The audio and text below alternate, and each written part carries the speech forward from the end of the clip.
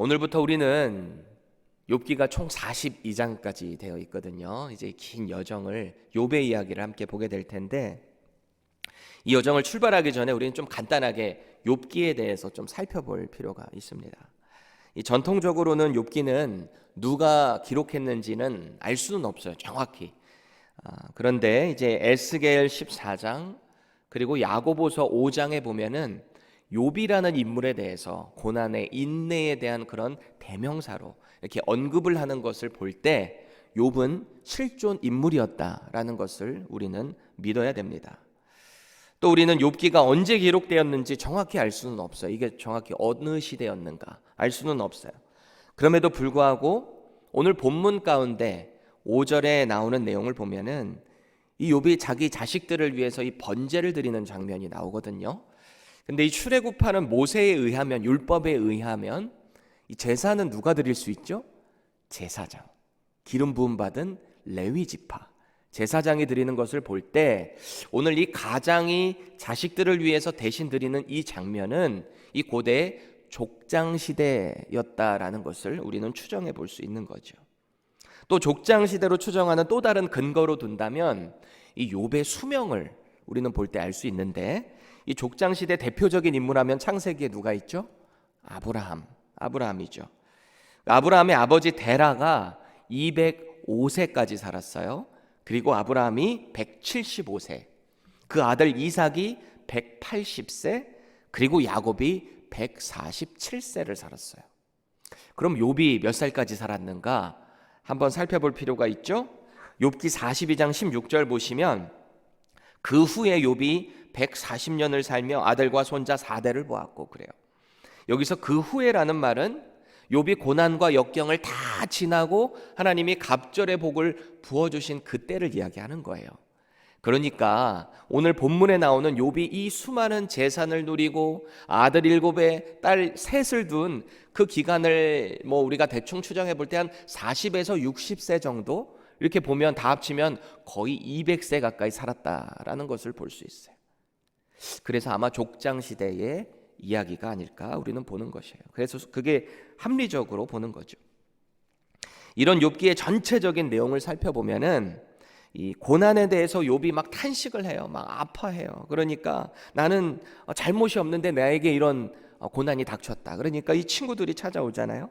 엘리바스, 빌닷, 소발이라는 이 3명의 친구가 찾아와서 논쟁을 벌이고요. 아니다. 마지막엔 또 엘리후라는 나이가 좀 젊은 사람이 와서 또 자기가 무슨 결론을 짓듯이 또 이야기를 합니다. 욥은 나 잘못 없다. 친구들은 아니다. 너 잘못이 있으니까 이런 벌을 받은 거 아니냐? 하나님의 징계가 임한 거 아니냐? 이렇게 논쟁을 벌여요. 이때로는 욥기를 묵상하게 될 때 이 친구들의 주장하고 욥의 주장이 막 평행선을 달리니까 어떨 때는 좀 답답해요.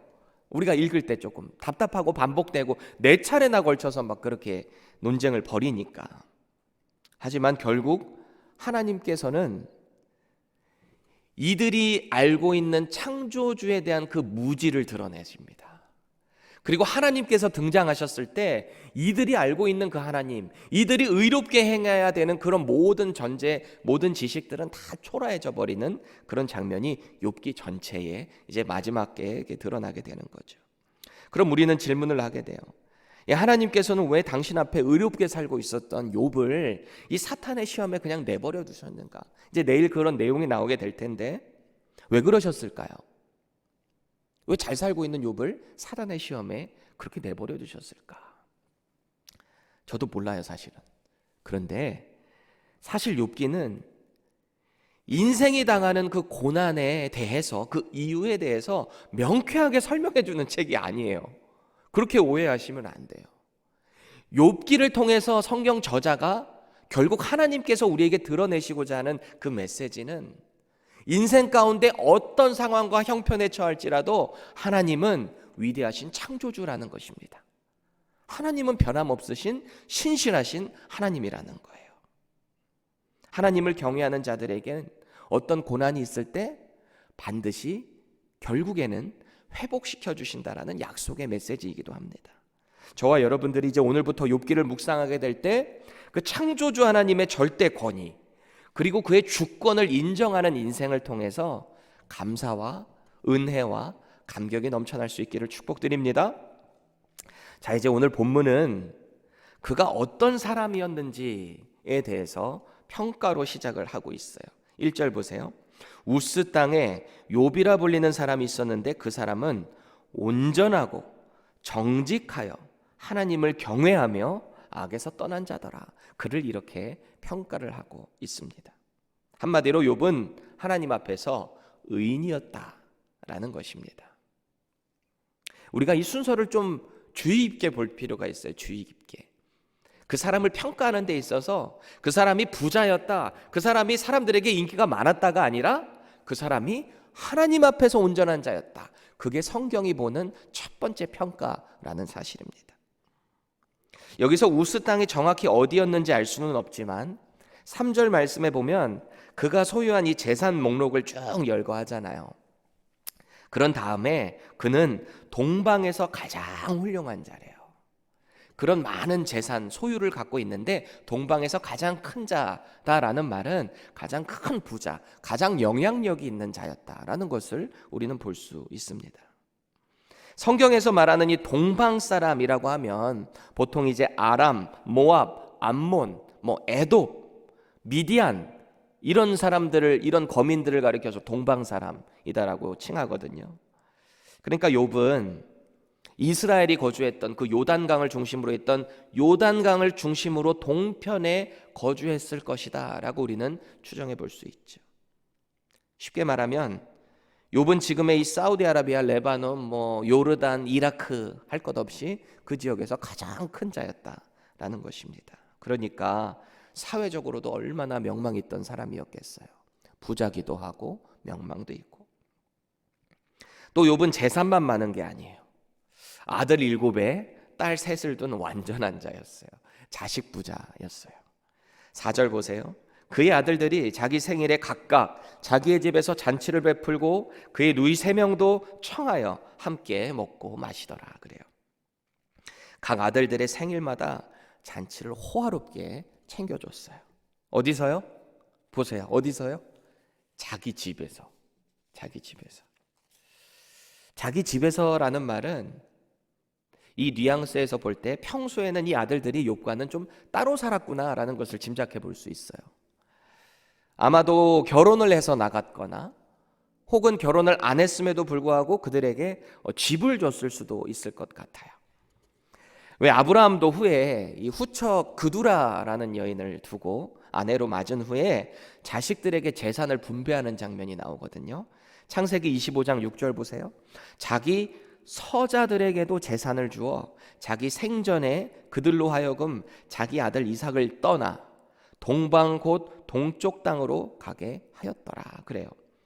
그러고 보면 이 부자들이 자식들에게 집 한 채씩 이렇게 물려주는 게 그때부터 시작됐구나 라는 것을 좀 짐작해 볼 수 있는데, 저도 이런 생각을 했어요. 나도 아들들에게 집을 좀 한 채씩 해주면 좋겠는데 나는 천국의 집을 해줘야 되겠구나, 그렇게 마음을 먹고 있습니다.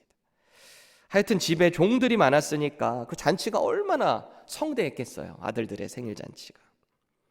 저는 제 아들 둘 생일하고 양가 부모님 생신 챙기기도 힘든데, 바쁜데 아무리 욥이 자기가 직접 생일상을 차려주지는 않았겠죠. 종들이 많았으니까.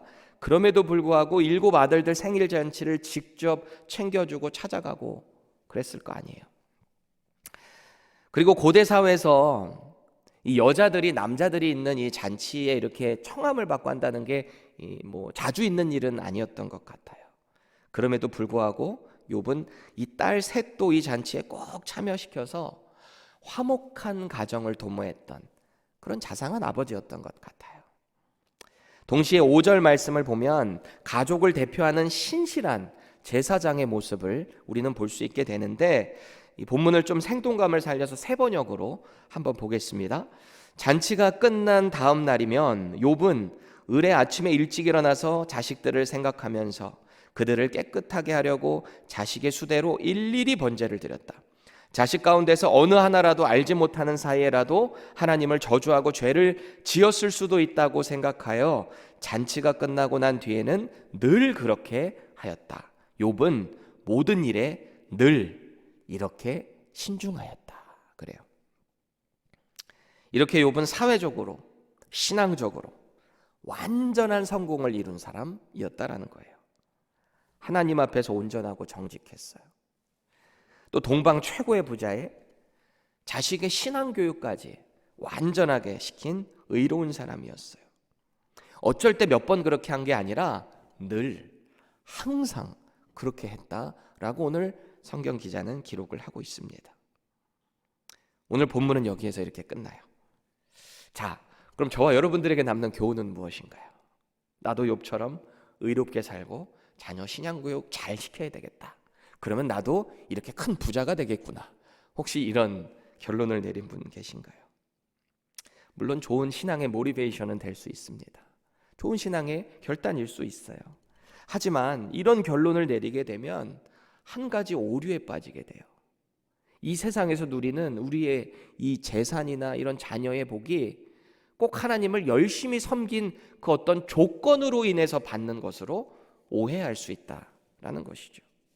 내가 하나님 앞에 정직히 살고 자녀들 신앙교육 잘 시키면 세상에서 나는 무조건 탄탄대로를 걸어가게 될 거야. 과연 그럴까요? 그럴 수도 있겠죠. 그런데 안 그럴 수도 있어요. 왜요? 하나님의 복의 기준은 이 세상의 기준과 같지 않기 때문입니다.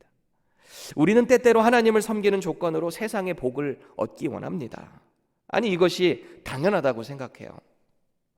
혹시 내 자신이 하나님 앞에 온전하게 섰다라고 생각했는데, 교회 일을 열심히 충성되게 헌신을 다해서 했다고 생각했는데, 나에게 어떤 어려움이 닥쳤을 때, 자녀가 큰 어려움을 당하게 됐을 때, 혹은 사고를 당했을 때, 내 재산이 갑자기 생각지도 않게 다 날아갔을 때, 하나님 계신 거나 맞습니까? 제가 하나님 섬긴 게 맞습니까? 세상 사람들이 다 욕하고 그럴 때 내가 무능한 하나님을 섬겼나? 그런 오해를 하게 되는 거죠. 아마 그런 관점에서 오늘 욥을 보게 되면 이런 사람의 집안이 쫄딱 앞으로 이제 망하게 될 거거든요. 망하고 육체에도 끔찍한 고통의 저주가 닥쳤으니 그야말로 이 사람이 죄가 있어서 그런 것이 아니냐라는 친구들의 그 말이 맞게 되겠죠. 오늘 우리는 본문에 나타나는 욥의 모습을 보면서 한 가지 꼭 깨달아야 될 것이 있습니다. 고난은 누구에게나 찾아올 수 있다라는 것입니다. 인생이 경험하는 고난을 꼭 하나님의 심판으로만 봐서는 안 돼요. 그렇다고 다 예상치 못한 것으로 치부해서도 안 돼요. 왜냐하면 분명히 하나님께서는 당신의 백성들을 징계하기 위해서 이렇게 또 고난을 주시기도 한다라는 내용이 있기 때문이에요. 히브리서 12장 8절 보세요. 징계는 다 받는 것이거늘 너희에게 없으면 사생자여 친아들이 아니니라. 히브리 기자가 이렇게 말을 하죠.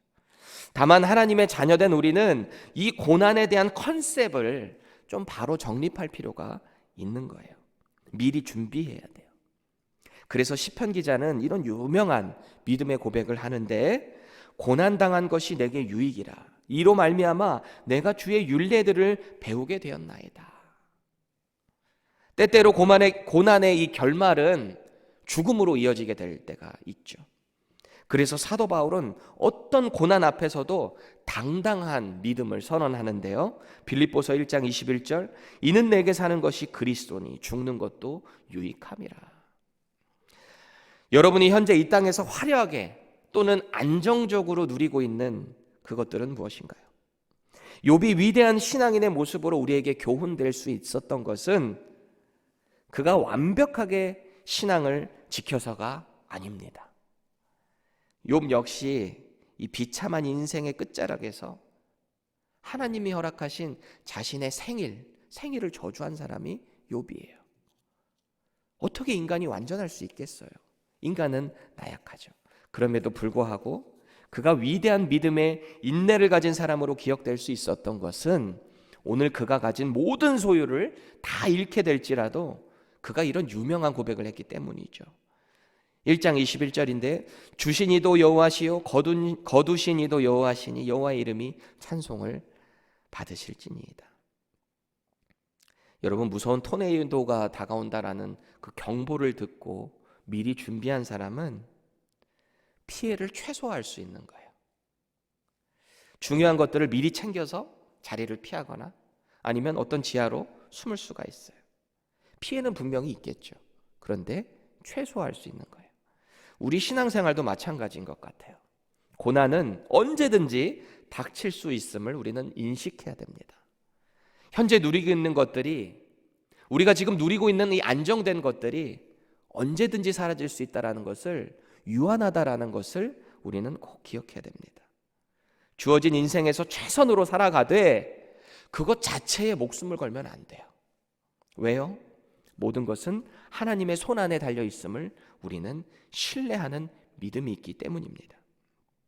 무엇보다 오늘 본문에 나타나는 이 욥의 모습 가운데서 우리가 도전받아야 될 것은 그가 항상 하나님 앞에서 거룩의 훈련을 했다라는 것입니다.